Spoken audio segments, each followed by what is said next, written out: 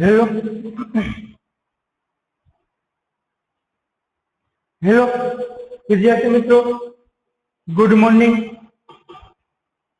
આજના લેક્ચરની અંદર વિદ્યાર્થી મિત્રો આપણે આઈડેન્ટિફાઈ ધ ફંક્શન કે જેમની પ્રેક્ટિસ કરીશું। તો વિદ્યાર્થી મિત્રો, આઈડેન્ટિફાઈ ધ ફંક્શન એટલે કે આપણે રૂબરૂપ ઓન ફિલ્ડ ક્લાસની અંદર અભ્યાસ કરી ચૂક્યા છીએ। ફંક્શન વિશેની માહિતી પણ આપ લોકોને આપી દીધી છે। તો અત્યારે જે આપણે ઓન ફિલ્ડ લેક્ચરની અંદર એટલે કે લાઈવ હાજર તમે સ્કૂલે હાજર હતા ત્યારે આપણે આ ટોપિક શરૂ કરી ચૂક્યા હતા। તો ત્યારે આ પરિસ્થિતિના કારણે આપણે પ્રેક્ટિસ પૂર્ણ કરી શક્યા ન હતી। તો જેમના માટે આ ટોપિક ચલાવી દીધો છે તો પ્રેક્ટિસ આપણે પૂરી થઈ હતી ને, તો એટલા માટે આપણે વિડિયો લેક્ચરની અંદર આપણે આઈડેન્ટિફાઈ ફંક્શન ટોપિકની પ્રેક્ટિસ કરીએ કે કેવી રીતે ફંક્શન ઓળખવું। તો ચાલો વિદ્યાર્થી મિત્રો, પેલા મારી સાથે તમે આ ફંક્શન પણ નોટની અંદર ઉતારી શકો છો। તો મારી સાથે તમે ફંક્શન પેલા નોટમાં લખવા માંડજો।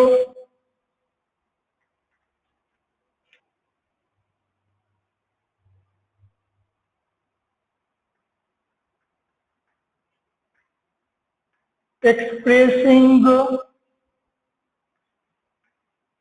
habitual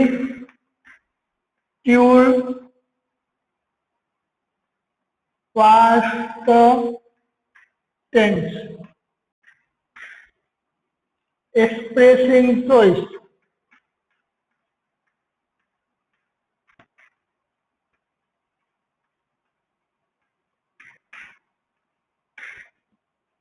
expressing result,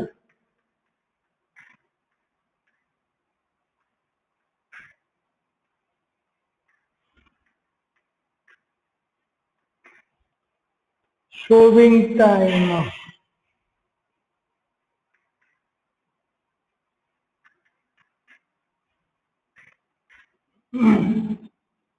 તો એની અંદર વિદ્યાર્થી મિત્રો પેલું વાક્ય છે No sooner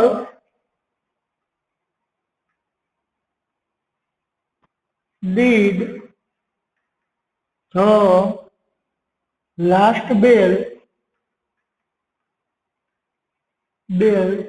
rung then the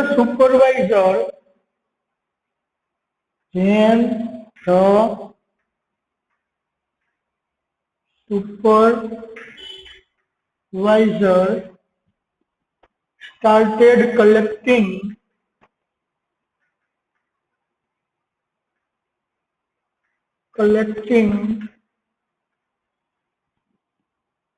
the answer books.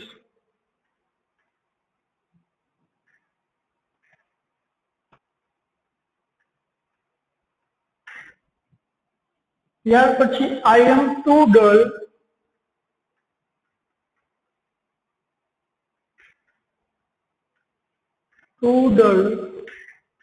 to understand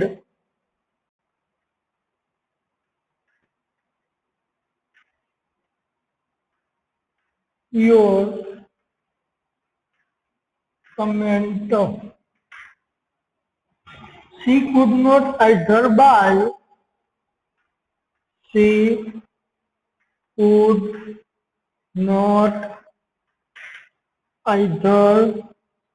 buy or borrow. વિદ્યાર્થી મિત્રો, આ રીતે આપણે એક ઉદાહરણ માટેનો પેરેગ્રાફ આપેલ છે। તો વિદ્યાર્થી મિત્રો, આપણને ઉપર કાઉન્સની અંદર ફંક્શન આપેલા છે, એમની નીચે આપણને સેન્ટેન્સ પણ વાક્યો પણ આપેલા છે। તો આપણે કરવાનું શું છે કે આ જે વાક્ય છે એ ઉપરમાંથી કયા ફંક્શનનું વાક્ય છે એ આપણે ઓળખી કાઢવાનું છે। એટલે એ વાક્યનું આપણે શું ઓળખવું કહેવાય? ફંક્શન. એટલે નામ શું આપ્યું? Identify the function. તો આપણે શીખી ચૂક્યા તો છીએ વિદ્યાર્થી મિત્રો, એટલે બહુ ડીપમાં આમાં ઉતરવાની જરૂર નથી, પણ માત્ર આપણે શું કરવાની જરૂર છે? એ ફંક્શનની પ્રેક્ટિસ કરવાની જરૂર છે. તો સૌપ્રથમ આપણે શું કરીશું કે કાઉન્સમાં આપણને ફંક્શન આપેલા છે, એ ફંક્શનને વ્યવસ્થિત રીતે આપણે જોઈ લેશું.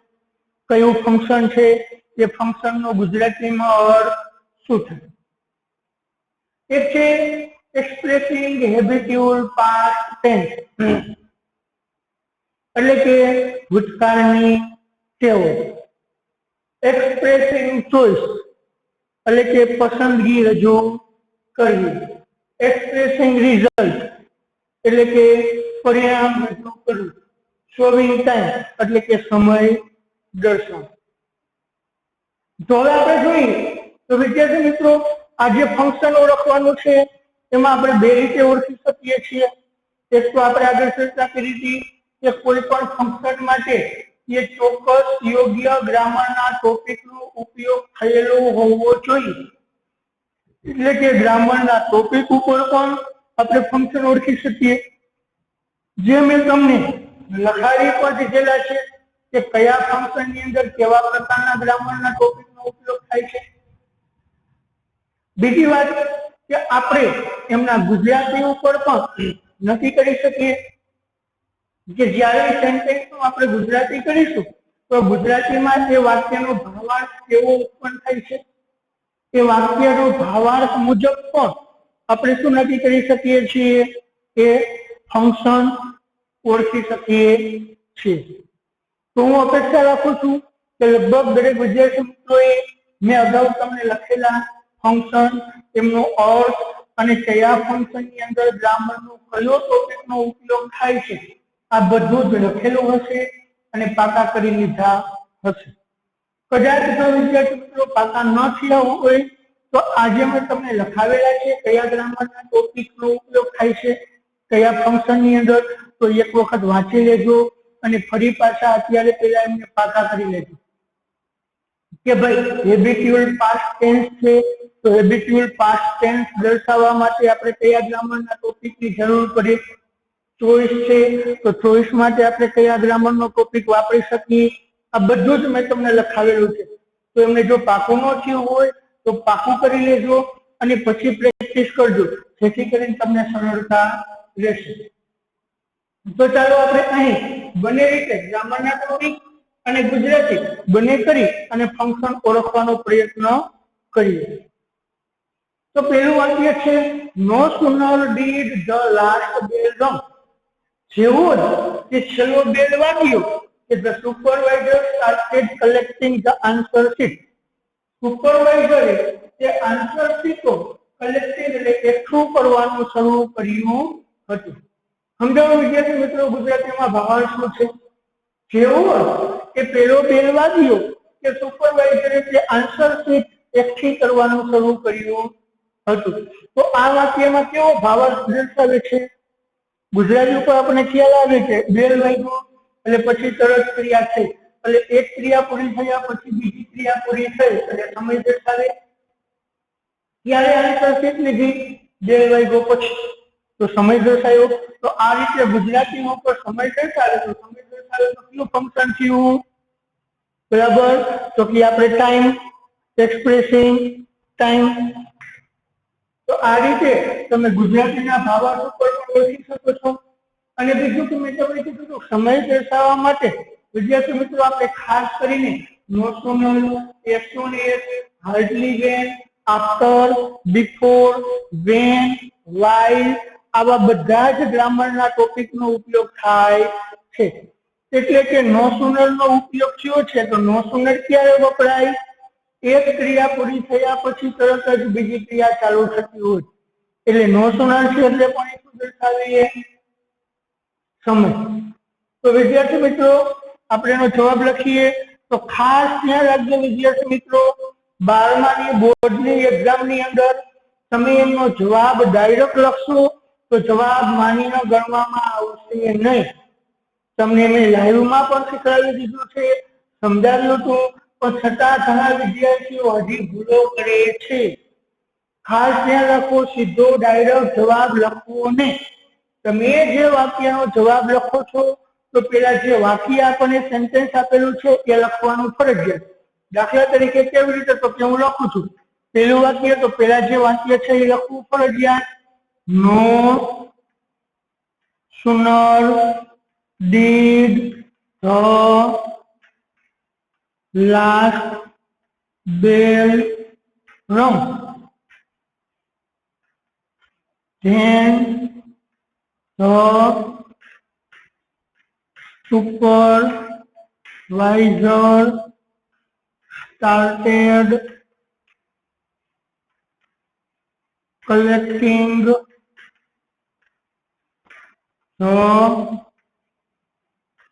answer books. વિદ્યાર્થી મિત્રો, આ રીતે પહેલા જે વાક્યનું આપણે સેન્ટેન્સ લખવાનું છે, આન્સર લખવાનું છે, એ સેન્ટેન્સ પહેલા આખું લખવું ફરજિયાત છે. ખાસ ધ્યાન રાખો. એની નીચે જે જવાબ આવતો એ લખો. શું જવાબ આવ્યો? એક્સપ્રેસ શોવિંગ ટાઈમ, તો શોવિંગ ટાઈમ.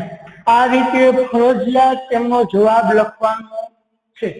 ડાયરેક્ટ જવાબ લખતો તો એ ડાયરેક્ટ જવાબ માન્ય રાખવામાં ગણવામાં આવશે નહીં. પછી બીજું વાક્ય તો શું છે? આઈ એમ ટુ ડલ, હું એટલો નબળો છું, ટુ અન્ડરસ્ટેન્ડ યોર કમેન્ટ. કે કમેન્ટ એટલે કે જે તે નોંધ ટિપ્પણી કરી એ તારી ટિપ્પણી સમજવા પૂરતા હું નબળો છું. એટલે કહેવાનો અર્થ શું થયું કે હું નબળો છું. કેટલું? તે જે કીધું, તે જે કમેન્ટ કરી એ કોમેન્ટ હું સમજી શકતો નથી.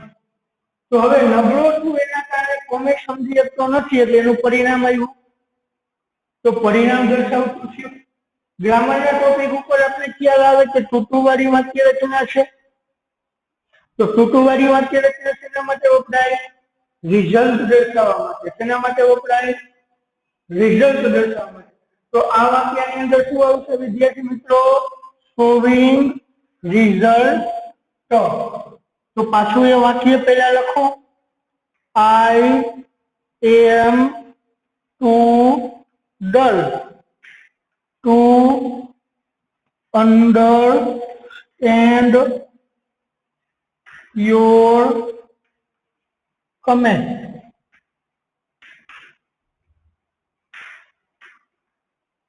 એમાં શું આવ્યું? એક્સપ્રેસિંગ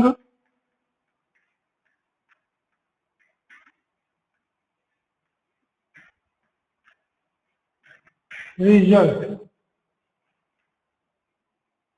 પછી સી, ત્રીજું વાક્ય. She could not either buy or borrow. તેણી ખરીદશે નહીં કે પછી કોઈ પાસેથી ઉછીનું પણ લેશે નહીં.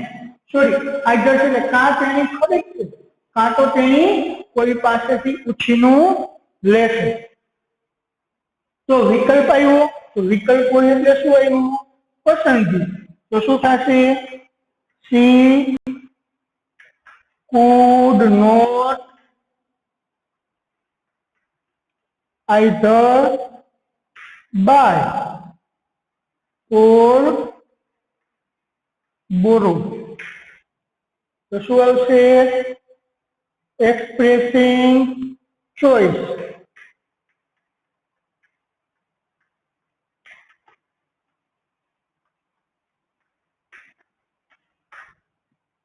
રેડી વિદ્યાર્થી મિત્રો? સમજાઈ ગયું? ખાસ ધ્યાન રાખવાનું, ડાયરેક્ટ જવાબ લખવાનું નથી. વાક્ય લખી તેમની નીચે જે જવાબ આવતો હોય એ લખવાનું છે. તો આપણે આ રીતે આઈડેન્ટિફાઈ ફંક્શનની પ્રેક્ટિસ કરવાની છે. તો ચાલો ઝડપથી વિદ્યાર્થી મિત્રો બુકની અંદર ઉતારી લેશે. 1 મિનિટનો સમય આપું છું. અથવા વિદ્યાર્થી મિત્રો સ્ક્રીનશોટ પાડી લેશે, જેથી કરીને આપણો સમય બગડે નહીં. ચલો વિદ્યાર્થી મિત્રો સ્ક્રીનશોટ પાડી લેશે. લેક્ચર પૂર્ણ થયા પછી તમે તેમને શાંતિથી બેસી અને લખી શકો છો.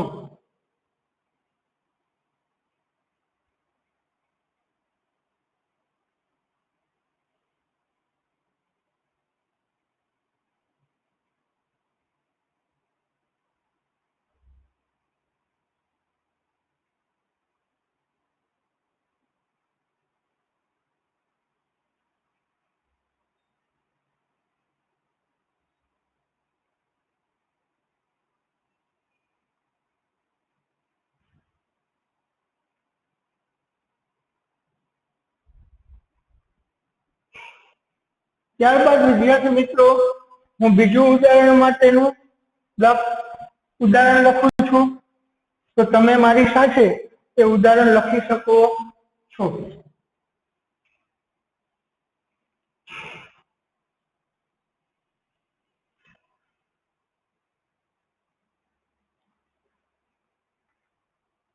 showing action,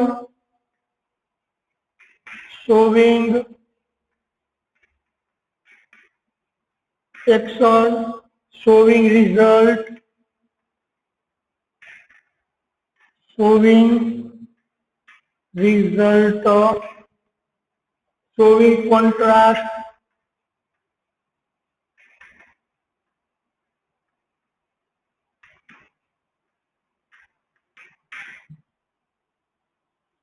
showing purpose.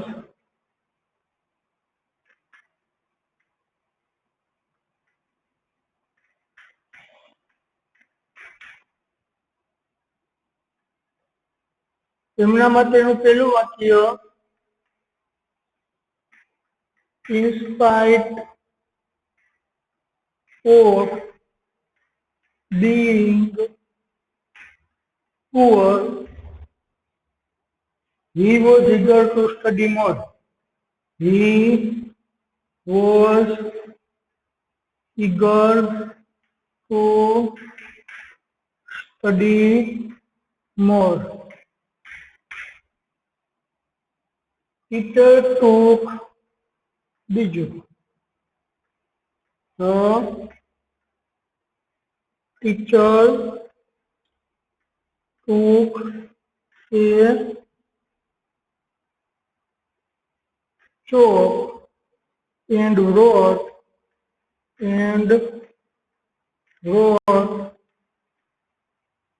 something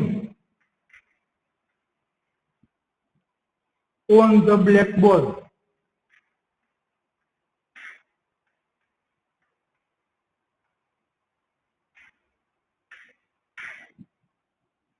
I got my mechanic. I got my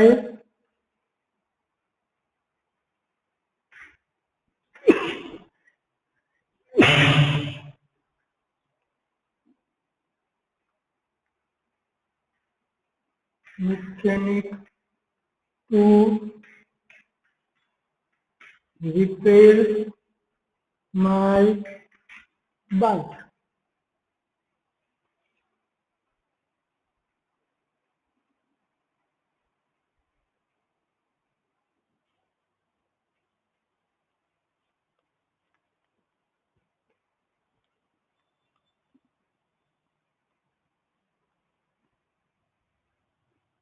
चलो रेडी विद्यार्थी मित्रों, तो હવે આપણે બીજું ઉદાહરણ પણ લખી લીધું છે, તો હવે આપણે એમને સોલ્વ કરીએ. તો સૌપ્રથમ આપણે પહેલા કાઉન્સમાં આપેલા ફંક્શન જોઈએ. શોવિંગ એક્શન એટલે કે ક્રિયા દર્શાવવી, શોવિંગ રિઝલ્ટ એટલે કે પરિણામ દર્શાવવું, શોવિંગ કોન્ટ્રાસ્ટ એટલે કે વિરોધાભાસ દર્શાવવો, શોવિંગ પર્પસ એટલે કે હેતુ, કોઈ ક્રિયા કરવા માટેનો હેતુ દર્શાવવો. તો એમાં આપણે પહેલું ઉદાહરણ જોઈએ. in spite of being poor, in spite of being poor એટલે કે તે ગરીબ હોવા છતાં પણ he was eager to study more, કે તે વધારે અભ્યાસ કરવા માટે આતુર હતું. હવે શું કહે છે? in spite of being poor, તે કેવો હતો? ગરીબ હતો. તો ગરીબ હતો છતાં પણ તે શું હતો? વધારે અભ્યાસ કરવા માટે આતુર હતું. તો હવે વિરોધાભાસ થયો. ગરીબ હોય તો એ અભ્યાસ કરી શકે નહીં અને માનસિક રીતે પણ તે ભાંગી પડે, પણ છતાં તે વધારે અભ્યાસ મેળવવા માટે આતુર હતું. તો વિરોધાભાસ થયું. તો વિરોધાભાસ દર્શાવવા માટે શું વપરાય? કોન્ટ્રાસ્ટ. અને આપણે વિરોધાભાસ દર્શાવવા માટે ખ્યાલ છે કે વિરોધાભાસના જે સંયોજકો છે તે સંયોજકોનો ઉપયોગ થાય છે. તો એ કયા સંયોજક? in spite of, however, but, yet, though, although આ બધા સંયોજકો વપરાય છે. તો ઇન્સ્પાઇટ ઓફ છે એટલે પણ આપણે ખ્યાલ આવી જાય કે જે એક વિરોધાભાસ સંયોજક છે. તો પેલું જવાબ લખવામાં ખાસ હજી રિમાઇન્ડ કરાવું છું, ડાયરેક્ટ જવાબ લખવા નહીં. પેલા જે આપણે વાક્ય આપેલું છે એ લખવાનું, in spite of being poor, he was eager to study more. વાક્ય લખ્યું. હવે એમની નીચે જે જવાબ આવે છે લખવાનું. તો શું આવ્યો જવાબ? Showing contrast. એટલે કયું ફંક્શન દર્શાવે છે આ વાક્ય? વિરોધાભાસ. તો કોન્ટ્રાસ્ટ. ત્યાર પછી બીજું વાક્ય, the teacher took a chalk. તો the teacher took a chalk and wrote something on the blackboard. Ready વિદ્યાર્થી મિત્રો? બીજું વાક્ય લખો, the teacher took a chalk stick. એટલે શિક્ષકે ચોક લીધી હતી and wrote something on the blackboard. અને તેમણે બ્લેકબોર્ડ પર કંઈક લખ્યું હતું. તો શું હશે? એક શિક્ષકે ચોક લીધી અને બ્લેકબોર્ડ પર કંઈક લખ્યું હતું. તો ચોક લીધી, તો ચોક લેવાનું કારણ શું હતું? બ્લેકબોર્ડ પર લખવાનું. તો જોજો વિદ્યાર્થી મિત્રો, હવે આપણે એક્શન એટલે કે આમાં ક્રિયા, બરાબર, શોવિંગ રિઝલ્ટ એટલે કે પરિણામ,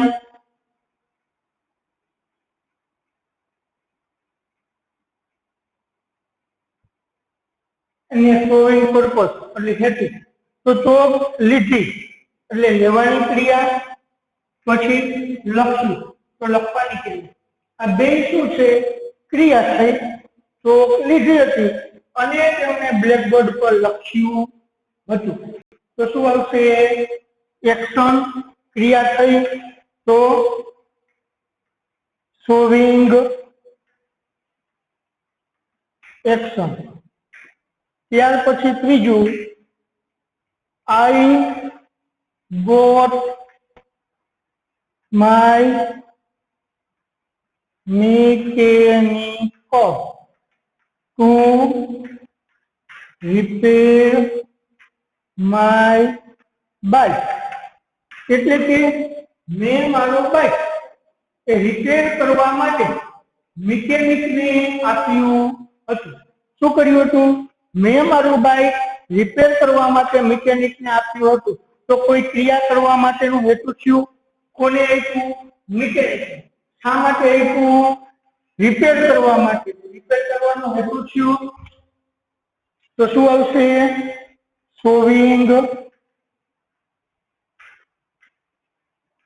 પર્પસ. રેડી વિદ્યાર્થી મિત્રો? તો સમજાઈ ગયું? હવે હું અપેક્ષા રાખું છું કે લગભગ દરેક વિદ્યાર્થી મિત્રોની આ આઈડેન્ટિફાઈ ફંક્શન